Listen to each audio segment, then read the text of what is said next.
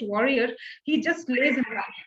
And Bhishma Dev immediately lays him off, and Shalva had no option but to return back with humility. So um, so that is what happens. And then but Shalva, if I have to give a little background, Shalva is none other than the lover of Amba, who is the first daughter of Kashi Maharaj. So Shalva happened to love her, and that was the reason he was confronting Bhishma Dev. So but he lost the war, so he had to return. Now after reaching Hastinapur, Amba discloses her love for Shalva Maharaj. So the moment Bhishma Dev comes to know about the reality, he immediately lets Amba go back to him. So Amba returns to Shalva, and she tells him that they can get married now. But Shalva, having lost the battle and having humiliated already, he says that for a Kshatriya there cannot be a more humiliation than this, wherein he is getting married to already a woman who is lost to another man. So I'm sorry, I cannot marry you. So Amba is now like, she doesn't have an option. She doesn't have an option but to go back to Bhishma Dev and Hastinapur. So she goes to Hastinapur. Vichitraviri also rejects her with the pretext that she was in love with someone else. And now Amba goes to Bhishma Dev and tells him that now I have no one. I mean, I only look up to you now. You have to marry me because you are the one to kidnap me or abduct me from my kingdom. So Bhishma Dev, owing to his lifetime celibacy oath, he says that I'm sorry, Amba, I cannot marry you. I have a oath of lifetime celibacy, so I definitely cannot marry you. So Amba now is in a fit of fury. She's in a fit of revenge, and she holds Bhishma Dev, the reason behind her all this. All that has happened to her. She holds him as the reason for her calamity, and she goes to sages, and the multiple sages. She talks to them that I need to get the revenge from this Bhishma. He has been the cause of my my grief. So I need to strike this man. I need to get revenge for it. So all the sages whom she met, they suggested her to take the refuge of sorry, I'm failing to get the name. Just give me a minute. Parshuram, sorry. Parshuram is again our great guru. So Parshuram is none other than the incarnation of Krishna himself. And to give a small brief about Parshuram, it is said that he had put into slay a lot of demonic dynasties, and he had almost killed so many that it turned out to be 9 rivers of blood. So he was the mightiest of warriors, and he was none other than our Bhishma Dev's guru as well in the archery and warfare. So she takes the refuge of now Parshuram, and when she tells Parshuram about the whole thing, Parshuram agrees to help her out, and he calls Bhishma Dev for a discussion, for a negotiation. But Bhishma Dev again reveals about his oath and vow, and he tells that I'm bound by this, and as a guru, if you ask me to lay down my life for you, Guru, I can do it just by closing my eyes. But asking me to get married is something I will not be able to do. So please forgive me for it. So Parshuram, because he's already given a word to Amba, and Bhishma Dev had an oath, so they had no option but to get into a battle and a war. So now they get into a very furious war, and both of them being the mightiest of the warriors, it was not stopping. They fought for almost 23 days without losing their strength. And at the end of it, I mean, Bhishma Dev prays to his Pitrus, his forefathers, and he's blessed with a celestial weapon. So, I mean, his Pitrus tell him that if he uses this weapon, he can put Parshuram into sleep, and that would end the war. So next day he plans to use this weapon, and there is a divine voice from the celestial worlds which stops Bhishma Dev. It tells him that it is an insult to the guru. It is not right on your part to be using this on your guru. So please, step back. Please hold it back. So he stops. But then, there is no way this war is going to end, because both of them were the mightiest. So the divine voice says that, ask Parshuram to, go back. But Parshuram says that, I cannot go back while Bhishma is on the battlefield. So Bhishma Dev accepts, and he accepts to return.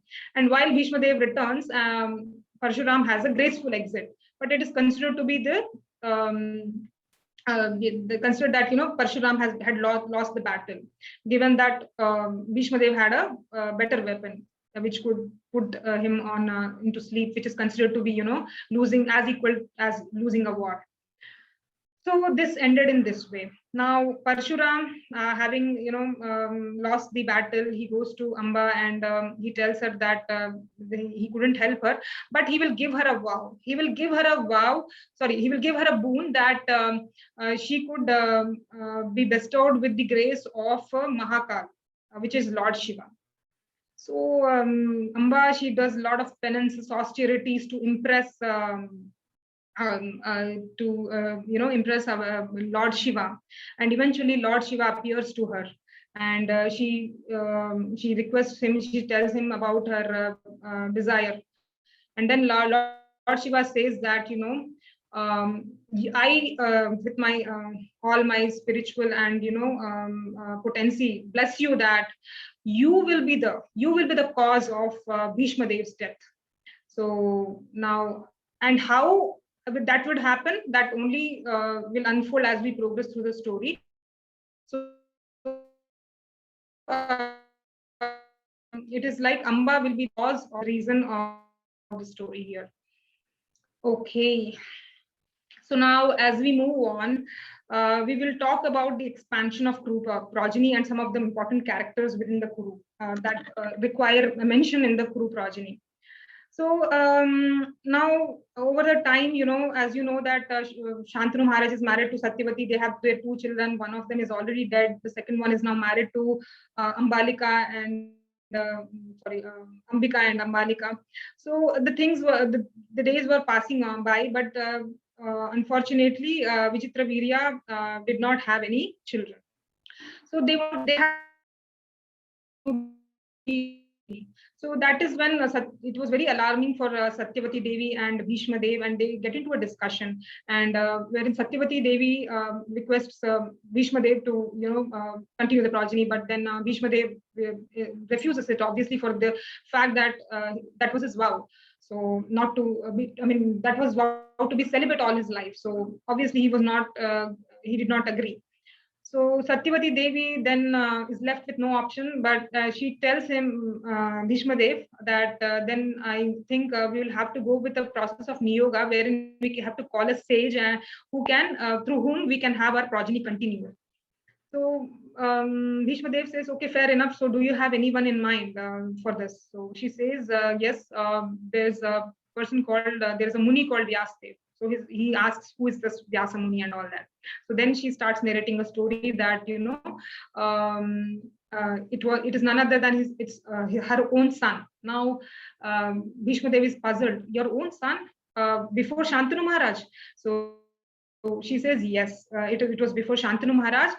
So she starts narrating the story. So let's understand what happened. So Satyavati Devi, before her marriage with Shantanu Maharaj, she was being a daughter of the fisherman. She was rowing the boat from one end to the other, and that is when Parashar Muni. So Parashar Muni, before I get into the story, a small mention, because I heard it from one of the, not one of the, our great Amrendra Prabhu mentioned about this, that, Prabhupada had mentioned in his, Prabhupada had mentioned this note that Parashar Muni had actually given the definition of God. So when you see the definition of God, he's the one with 6 opulences. So I thought it's just worth a mention, so I will do that.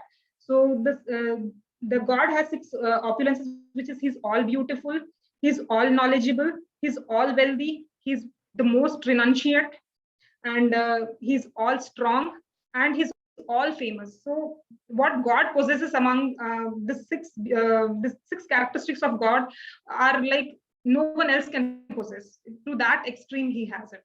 So this was a definition given by Parashar Muni, and highlighted by our Prabhupada. Okay, so now we'll get on to our story. So Parashar Muni was, sat on the boat, and Satyavati Devi was rowing. So that's when Parashar Muni expresses and tells Satyavati Devi that I have this desire that our spiritual association would lead to a son who is going to be the mightiest, who is going to be the the greatest personality this mankind has ever witnessed. So Satyavati Devi is skeptical. I mean, she says, I'm unmarried, and what you're talking to me does not make any sense to me. So he says that it is not the physical union of this material world, it's a spiritual union. I'm a Prajapati. So through this process, what will happen is there are two boons you will get. If you agree to this, there are two boons you will get. One, you will get your spiritual potency. And the second thing, being a fisherman's daughter, whole life you have been carrying out a stink of the fish. I mean, your body smells of fish. So you will get rid of that. So the moment Parashar Muni says that, and also Satyavati Devi feels that, if it is something for the good of mankind, she agrees to it. So just by spiritual union, he blesses Satyavati Devi, and Satyavati Devi conceives and delivers a very effulgent, very beautiful child, and that child was named as Krishna Dvaipayana Vyas. So that child, the moment he was born, and I'll give you this meaning first. Krishna Dvaipayana Vyas is, Krishna is, as you know, our old Lord Krishna. So he's the literary incarnation of Krishna. So he gets his name from there, and also he was his complexion was dark, so Krishna. And Dvaipayana is because he was born on an island, so Dvipa. So Dvaipayana. Vyasa means Vyasa is someone who splits the scriptures into multiple. Who actually had split the scriptures into multifold, and propagated to the mankind. So the four Vedas and all that. So that was the reason he was named as Krishna Dvaipayana Vyas. And after he was birth, immediately he was such a blessed child that he started walking towards the forest. But he promised his mother, that Satyavati Devi, that anytime you need me, you can always just remember me, and I'll be at your doorstep at your service. You just have to remember me, that is how he concludes. And he goes to his meditation and his literary work. So Satyavati Devi, while she was explaining, while narrating the story to Bhishma Dev, he's intrigued and he's so happy, and he says that then please call Vyasadev. He's such an exalted soul. It will be really good to have our progeny continued by the niyoga of his Highness Vyasadev. So she calls Vyasadev, and Vyasadev is sent to Ambika. Since Vyasadev was coming from the meditation, he looked a little scary. He was unkempt. So Ambika immediately shuts her eyes off from him, and expresses her, fear. So Vyasadev, he curses her, saying that the child that would be born from your womb would be blind. So, and then that is the reason we have Dhritarashtra is born blind. So next he goes to Ambalika. Ambalika again, she turns pale looking at him, because he obviously did not look very handsome, like a great bride, a great groom. So Ambalika was very frightened, and looking at him, she turned absolutely pale, and he curses her, saying that since you turned pale looking at me, I curse you that the son born out of you would be pale. And that's the reason we had Pandu pale, and he's also there's a disease also in his name which is called Pandurupam, if you are aware. And now Satyavati Devi is concerned, like, now these two have happened. Now I have to send him back to Ambika again so that we have a better progeny. So she sends him to Ambika, but Ambika in turn sends a maid servant. And through the maid servant, she was very humble. She was very, very sweet. So through the maid servant, uh, intelligent Vidur. Vidura is none other than the incarnation of our Yamadharma Raja. So he is born out of that maid servant. So if you see now we have blind Dhritarashtra, pale Pandu, and intelligent Vidura. So now who can continue the who is eligible for the, in terms of ask, if somebody asks who is eligible to rightly rule the kingdom, being the eldest, it is Dhritarashtra. But Dhritarashtra is blind, and somebody who is blind will not be in a position to drive the kingdom efficiently. So he could not be the best option here. Now going to Pandu, he is the second son, though he was good enough to continue the kingdom, but having in the second position, he was still, people were not sure. And coming to Vidura, he was never the option, given that he was born out of maid servant. So over the time, the story of Mahabharata more better than me. Blind Dhritarashtra had 100 Kauravas, and Pandu had 5 Pandavas. And the whole episode of Mahabharata, the whole this concern over, or the rift over the royal throne was the whole reason for the war of Mahabharata. Who would get the royal dynasty led to the war of Mahabharata, as you all know. So without going to the details of other things, I thought I will quickly jump into the Mahabharata and the role of Bhishma there. So Bhishma, as you all know, he was the commander-in-chief in the army of Duryodhana. So he was, he is the mightiest of all the warriors. He had nobody could slay him down. I mean, he was so good. He had that nobody could fight with him. So that was his stature. That was his greatness. So, but still, the war went on for 10 days. All these 10 days, Bhishma Dev was fighting with reluctantly, because he was not very happy to be part of this war. He wanted always to be what do you call? He wanted negotiations to happen between Pandavas and Kauravas, and it to be ended in a very gentle way. He never anticipated this war, so he was very reluctant about this, because at the end he's only losing his own people at both the ends, Pandavas and Kauravas. Of course, Pandavas had a much softer corner for him. He had a more soft corner for Pandavas, but then it was not acceptable for him for losing Kauravas also. So he was not being very aggressive in the war. And though he was, it is said that he was laying down 10,000 soldiers in a day, and around 1,000 chariots were being just slashed away. He was not he was not fighting with his full valor, with his full potential. So that was something, was concerning Duryodhana. So what Duryodhana does is, now Duryodhana, towards the end of the war, he goes to Bhishma Dev, and he generally is very, very complaining, and he is always raising his concerns towards his affinity towards the Pandavas. But this time he says that Bhishma Dev, you do not seem to be fighting the war in favor of Kauravas. You only seem to be protecting Pandavas, and this is not in the interest of anyone. So Pandavas, they are. Though I understand that because he also took a vow that he is not going to kill Pandavas. Okay, fine, fair enough. But you have to at least fight the war. You have to take this forward. You have to do something about it. And I do not see that valor and potential coming out of you. So he just utters all that comes to his mind, and he's extremely angered. So Bhishma Dev feels that, obviously, and he gives a word that, okay, not to worry, tomorrow's war, you take my word, I will fight with full valor.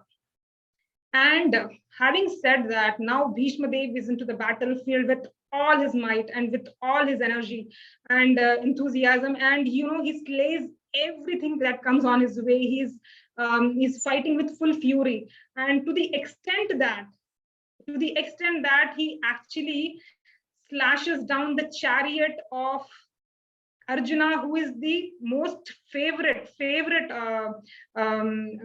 kin of Bhishma Dev. So Arjuna falls down, and also Krishna, the charioteer, our Lord Krishna is also is furious looking at Bhishma Dev. Now Bhishma Dev, if you really observe here, Bhishma Dev, he's not. He's a devotee of Krishna. But if you see that, he is not worried. He is not concerned that tomorrow, for the generations to come, for the times to come, he'll be criticized, he'll be ostracized, he'll be hated, he'll be ill-treated. He will be thought of as the worst personality, a very degraded personality, who actually instigated God to come onto the field. But he never had that in his mind. He fought for the dharma, and at the same time, if you really observe, he did that for the pleasure of Krishna. So it's not just I think a lot of devotees, as devotees, we are always on the side of Krishna. But if you talk about the USP of Bhishma Dev, he was on the opposite end. He was he was confronting Krishna, but yet he had his devotion for Krishna. So that characteristic of Bhishma makes him stand from the crowd apart. He just stands out. And for me, at least when I heard this, it actually brought so much of. I was really rejoiced to hear this. Like, okay, a devotee can be of this sort also. He doesn't care about himself, about his, his own false prestige. Like tomorrow, what people will think about me. So all that mattered to him was that dharma, and then to bring and to also prove to the world. And if you see, Krishna is holding, Krishna promised that he would not fight the war of Mahabharata, but having seen Arjuna fall out of the chariot, he lost it all. For the love of his devotee, he came to the extent of pulling, just dragging the wheel and throwing it on Bhishma Dev and trying to slay him off. So that also proves that Krishna, no matter how much he is bound by certain rules, and there could be thousands of things binding him, but for the love of his devotees, if he has to break all barriers, he would not think even single one. He would not even think once. So he would just come down from anywhere he is, from the heavenly abodes, just to safeguard them, just to save them. So I think the story gave me so much of confidence that Krishna will definitely help us in any moment, just that we have to be very, very sincere towards him. So this episode, as I mentioned, gives us two aspects. One, Bhishma Dev's great personality, wherein Bhishma Dev is not worried that what people would think about him. He wanted only Krishna, to do things in favor of Krishna, and people to know about Krishna, that he can, to what extent Krishna can go, what extent and what level Krishna can go to bring service to help his devotees. So this is a very, very beautiful picture that depicts all these things. So in the war of Mahabharata, if you see, Bhishma Dev, he did all these things just for the sake of the for the to help the mankind tomorrow. When they read Mahabharata, or they read Gita, they should know that devotion is not just all about sitting and chanting the Lord names, or it is definitely part of it, but it is not just about that. It is also about giving pleasure to Krishna. So that is an additional point that I learned from this whole episode. So it is wonderful, and I thought it's worth sharing with you all. Okay, so I think I got too much carried away in the story. So I will just move on to the next thing. So now, the day ends and the day doesn't end that way. Basically, now, you can see that Arjuna is holding the feet of Krishna and trying to stop him. That Krishna, please stop. For my sake, please stop. Because Krishna, if you look at Arjuna, he was also not fighting the war with his full valor, because he was with all the fear that he would be hurting Bhishma Dev. But now that he has seen this, he and Krishna getting so angry, and he could break his promise, which would which is not right. So Arjuna promises that now you would see the actual Arjuna. You will see me fighting with my full valor. Please step back. Please do not proceed to kill Bhishma Dev. So that is how the day ended, and everybody returns to their camps. And now, Krishna tells Arjuna that Arjuna, the war has, has ended, or locked out in a stalemate. So it will just go on in a stalemate as long as Bhishma Dev is around. So if you want to really know what to do, you have to go and talk to him. So Arjuna, yes, he with all the humility, he goes to Bhishma Dev, and Bhishma Dev and asks the same question. Bhishma Pitama, I know, I mean, I do not think I will be able to kill you, but we have to conclude this war logically somewhere, and we cannot continue the stalemate for going on forever. We need to, really win this war, and I really need your blessings and suggestions as to how do I proceed with this thing. So Bhishma Dev, what to talk about this great magnanimous character? Bhishma Dev, without any inhibitions, he says that, okay, well, Arjuna, there is only one way that I can be, killed, or I can be brought down to my knees. If you bring someone who is either a transgender eunuch or, a woman into the war, then I will just lay down my arms. I will, you can, that is the only way you can win over me. So Arjuna goes back, and the next day the war begins. And if you remember the story of Amba, so today her blessing, or the boon, will be realized. So she becomes the cause of our Bhishma Dev's death. She was born into the family of Drupada in her next incarnation as a girl, but she there is a lot of lengthy story how she turns into a boy, and there is I think that can be that you can read by yourself. I mean, or I can pass on the information to you. So that the story of how Shikhandi, it turns out into a man and all that, but she is now become the cause of Bhishma Dev's death. So next day, Arjuna, in the chariot, Shikhandi stands in front, and Arjuna from behind, he just takes his arrows, and the moment she comes in front, obviously Bhishma Dev puts down all his arms, and he's just standing with his with humility and with eyes bowed down. So at that point, I feel really sad, but saying this, but at that point, Arjuna, he takes out 1,000 arrows and he shoots on Bhishma Dev. And Bhishma Dev, who is the mightiest of warriors, he actually falls down from the chariot, and he's lying down on the bed of arrows.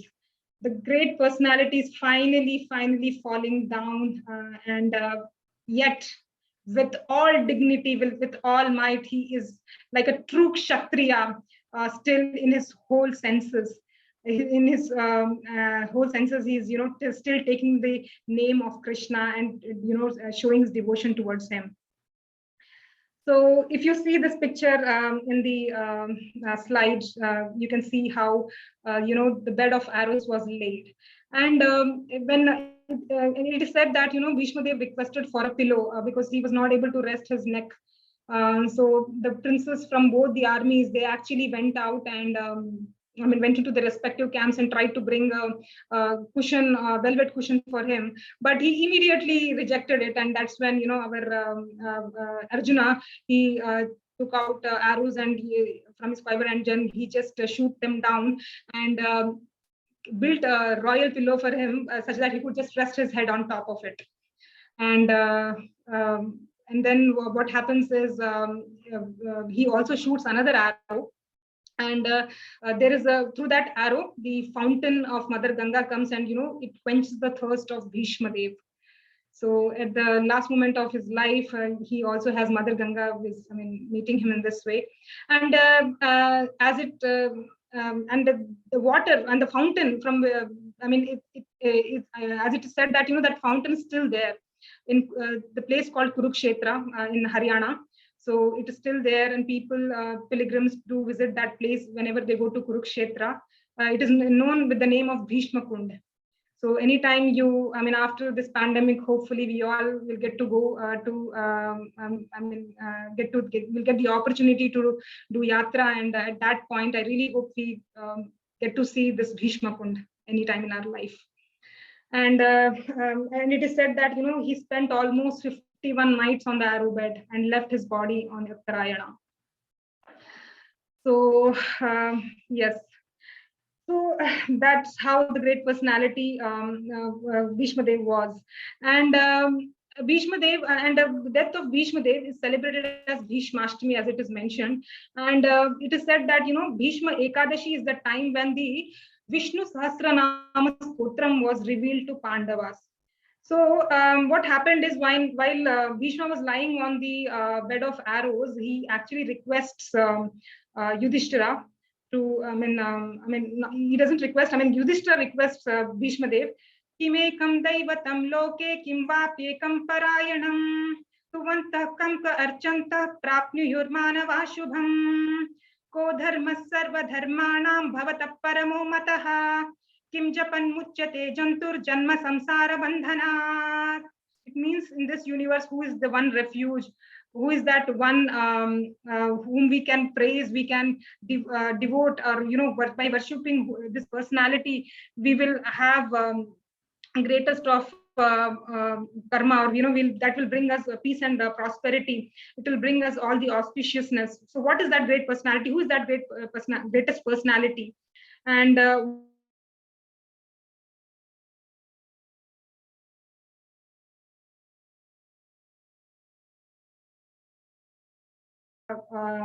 Bhishma Dev, he says, Jagat Prabhum Deva Devam Anantah Purushottamam Stuvan Nama Sahasrena Purusha Satatothitaha. So Bhishma answers that by stating that mankind will be free from sorrows by chanting the name of Vishnu Sahasranama, which are the 1,000 names of all pervading supreme being Vishnu, who is the master of all worlds, the supreme life, the essence of universe, the one who is a Brahman. All matter, animate and inanimate reside in him, and he in turn resides with all the matter. So that was the answer of Bhishma Dev. So Vishnu Sahasranamam was actually handed over by Bhishma Dev. So it is very good that if we all could recite the Vishnu Sahasranamam. And I would just like to add a small point here. Not everybody in this Kali Yuga may have time, or owing to their various responsibilities, may not be able to chant the 1,000 names of Vishnu every day. So that time, Parvati Devi, it seems she had requested Shiva, Lord Shiva, because Lord Shiva is an ardent devotee of Ram and Vishnu. So she requests him by praying whom, because this is a very long name, I don't think everybody will be able to chant this every day. So what do you suggest? How do we go about this? So do you have a solution for this, that we still praise the Lord, but maybe 1,000 names is not a possibility doing every day. So what is the option that we have? Then Lord Shiva in a response tells her that Shri Rama Rama Rameti Rame Rame Manorame Sahasranama Tattulyam Rama Nama Varanane. So this was the chanting, or this was the stotram that was given to Parvati Devi, and and through her, it's not that she didn't know, and through her, she was just a medium. It is being spread to the entire world. So if you just say Sri Rama Rama Rameti Rame Rame Manorame Sahasra Nama Tattulyam Rama Nama Varanyam. So it is equal or equanimous to 1,000 names of Vishnu if you just say Rama Nama. So how that powerful is Rama Nama, or that sacred it is. So this is about the Vishnu Sahasranama and the importance of it. So now I'll just quickly dwell about the pristine qualities of Bhishma. We have already discussed everything, but just thought of summarizing so that the impact stays with us. This is something I felt that we should all learn.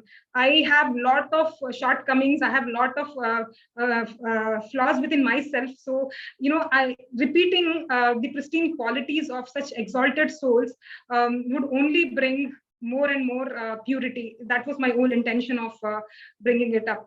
So he was the most devoted son.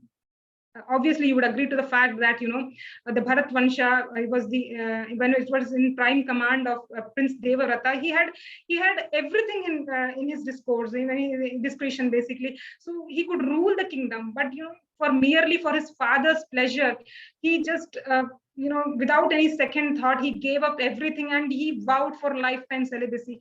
And what a father could ask for more, having a son of this sort. So I think it is a great inspiration for all of us to have be like Bhishma Dev, and to be protecting our family and doing things of this sort. So yeah, that's devoted son and staunch student. So he was such a staunch student. He learned all the streams of knowledge, and yet he was so he was with so much of filled with humility, and he was so humble.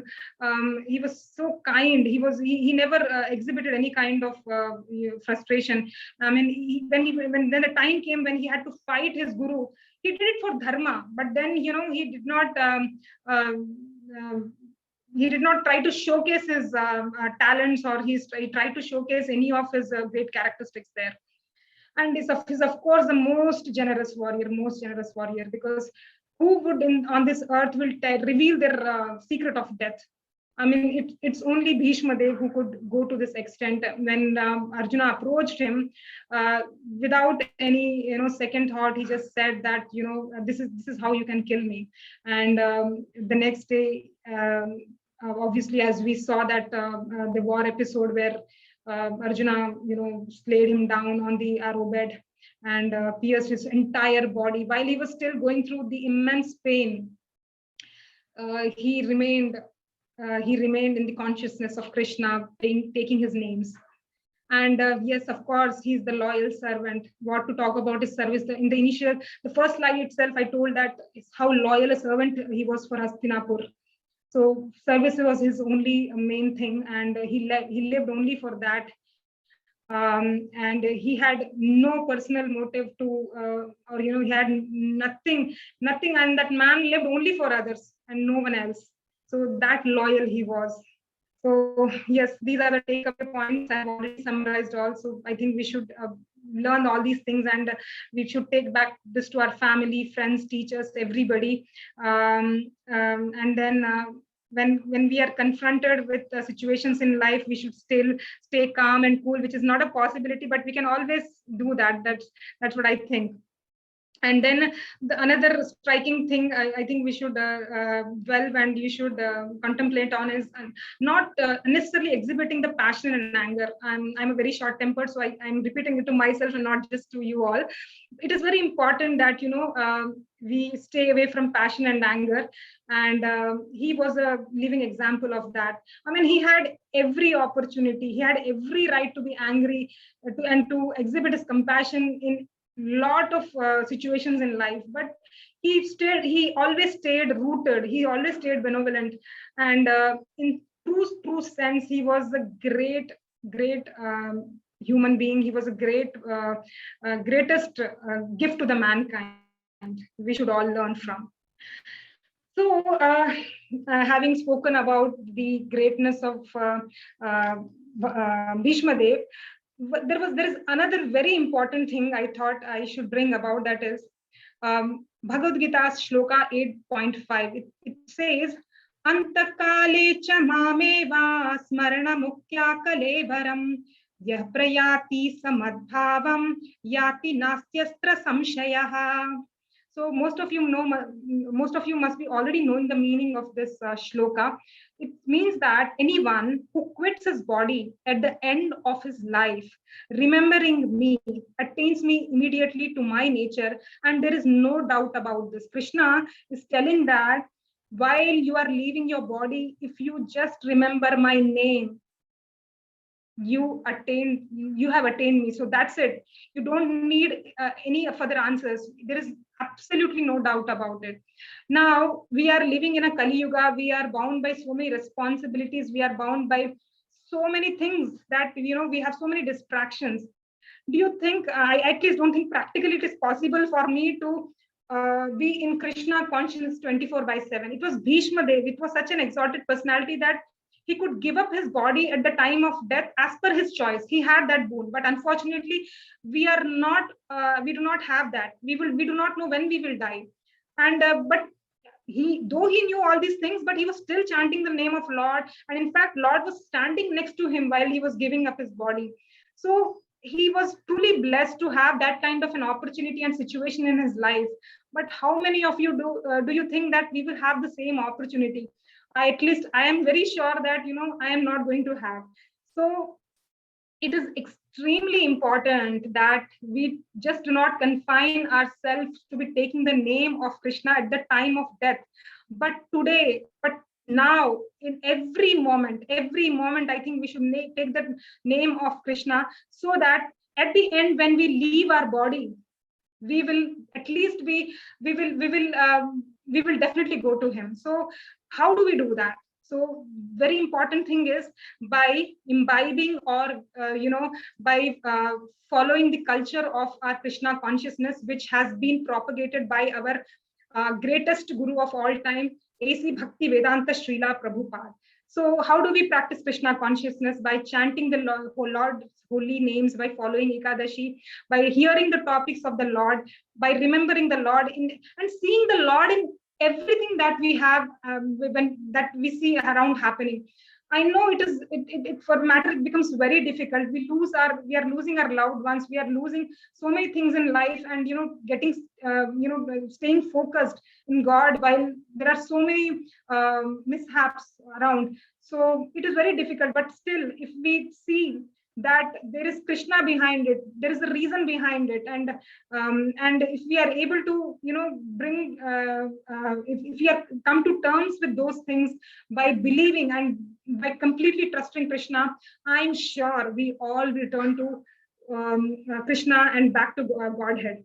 So with that humble request to Krishna, that all the devotees who are listening here and everybody in this entire his creation, not just whoever is listening, I pray Krishna from the bottom of my heart that please Krishna bless us to be able to be in Krishna consciousness in all our life, and to be taking your names every moment, and not to get angry, which is my which is the negative thing in me.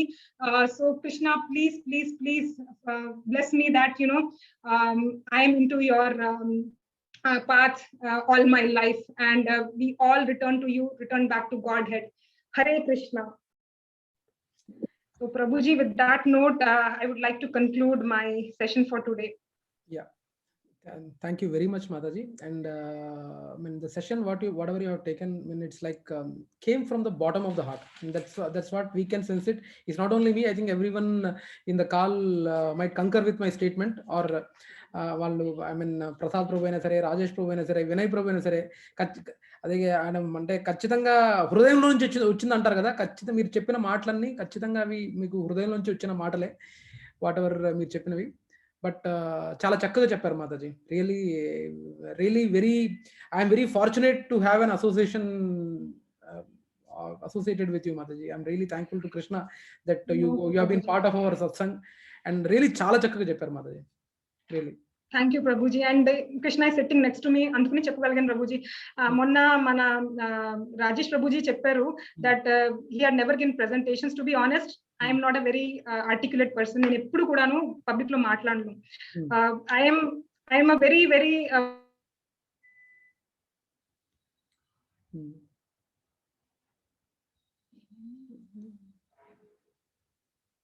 చూడు wifi పోయింది. Data కదా ఇది. Data ఇది.